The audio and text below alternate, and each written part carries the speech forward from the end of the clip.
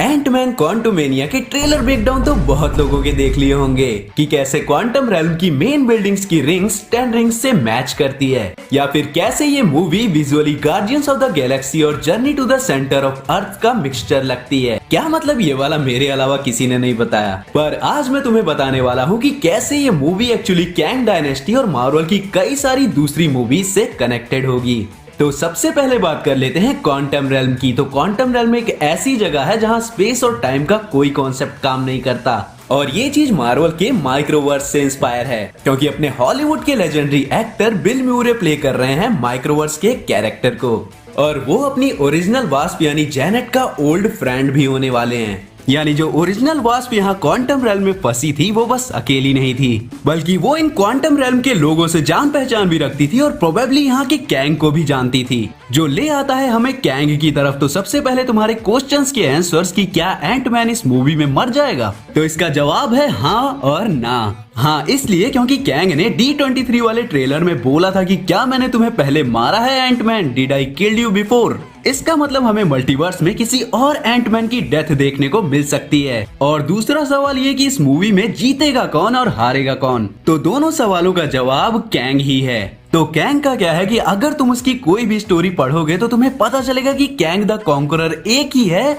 लेकिन कैंग्स बहुत सारे हैं, और माना कि उनमें से मोस्टली इविल्स हैं, लेकिन मल्टीवर्स पे कब्जा हर कोई नहीं करना चाहता। तो तुम ये मान के चलो कि इस मूवी में एक से ज्यादा कैंग देखने को मिल सकते हैं। तो जो कैंग मूवी का मेन फोकस होगा वो कैंग डायनेस्टी का मेन विलन होगा ऐसा जरूरी नहीं है, बल्कि वो इसी मूवी का विलन हो सकता है और कैंग द कॉन्करर मूवी के एंडिंग पार्ट में आए। पर एक और प्लॉट है कि कैसी लैंग जैसे टोनी स्टार्क की तरह जीनियस और थोड़ी सी इग्नोरेंट दिखाई है कि अपने टेक के पीछे सेफ्टी को भूल जाए, तो वो हिंट हो सकता है कैंग की एक और स्टोरी की तरफ। तो कॉमिक्स में अभी कैंग का ओरिजिन चेंज किया, लेकिन पुराने और न्यू ओरिजिन में एक सिमिलैरिटी थी कि जो यंग कैंग था यानी यंग नेथानियल रिचर्ड्स, जो कैसी की एज का होगा, वो बंदा बड़ा होके कॉन्करर नहीं बनना चाहता था। तो टोनी स्टार्क से इंस्पायर होके अपना सूट बना के आयरन लैड बनता है और मेन टाइमलाइन में आ जाता है हीरोज का साथ देने और कैंग द कॉन्करर को रोकने, और वो कैसी लैंग का पार्टनर भी बनता है, और ये दोनों ही यंग एवेंजर्स के मेन कैरेक्टर्स बनते हैं। तो ये तो बात हो गई कैंग और क्वांटम रेल्म, और ये स्टोरी लाइन आगे किन किन चीजों को इंट्रोड्यूस कर सकती है। पर उसके अलावा कुछ और चीजें हैं जो थ्योरीज नहीं पर एक्चुअल प्लॉट का हिस्सा हैं।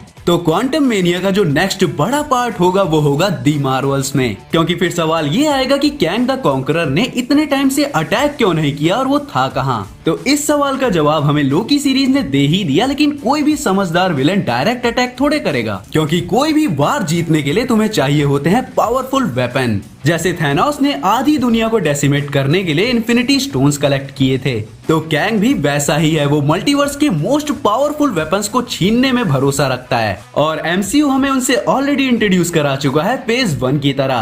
पहली है सांची की 10 रिंग्स, उसका क्वांटम रेल्म की रिंग से मैच करना कोई कोइंसिडेंस नहीं है, बल्कि दोनों कनेक्टेड हैं। और उन रिंग्स का पावर सोर्स भी ये हो सकता है वो कमाला खान के बैंगल्स, जिनको हम नेगा बैंड्स भी बोल रहे थे। वो कमाला को बहुत पावर दे रहे थे, पर वो अभी भी मिस्टीरियस ही हैं। और इन दोनों ही वेपन्स की ट्रू पावर्स हमें अब तक नहीं बताई गई है। तो इन दोनों को दिखाने का सबसे बड़ा रीजन यही है कि कैंग इन दोनों को हासिल करना चाहेगा। तो अब अपन लोग बोल सकते हैं कि दी मार्वल्स मूवी भी इसी स्टोरी का पार्ट होगी। तो अब वापस आते हैं थ्योरी पे कि अगर इस मूवी में मल्टीपल कैंग्स हैं तो वो क्वांटम रेल्म वाला कैंग एंटमैन से क्या चाहता है। तो जैसा कि मैंने पहले बोला कि मोस्टली कैंग्स इविल होते हैं, लेकिन हर कोई कॉन्करर नहीं होता। वो एंटमैन की हेल्प चाहता है मल्टीवर्स ट्रेवल करने का तरीका, जो मोस्ट प्रोबेबली उसकी चेयर होगी वो उस तक लाने में। पर जहाँ पूरी मूवी हमें उस कैंग द कॉन्करर के नाम पे अंधा बनाती रहेगी, वहीं एंडिंग में असली कैंग पीछे से आके धप्पा कर देगा। लेकिन मार्वल शांग-ची, इटर्नल्स, क्वांटमेनिया और दी मार्वल्स को लेके कैंग डायनेस्टी की स्टोरी को तैयार कर रहा है, पर वो उसके अलावा वकांडा फॉरएवर और कैप्टन अमेरिका 4 जैसी मूवीज को लेके एक और विलन तैयार कर रहा है, जो कि कैंग को लात मार के सीक्रेट वार्स करवा देगा। तो मतलब एमसीयू के पास प्लान तो अच्छा है, अगर डिफरेंट हुआ तो भी बस मूवीज अच्छी बनाए।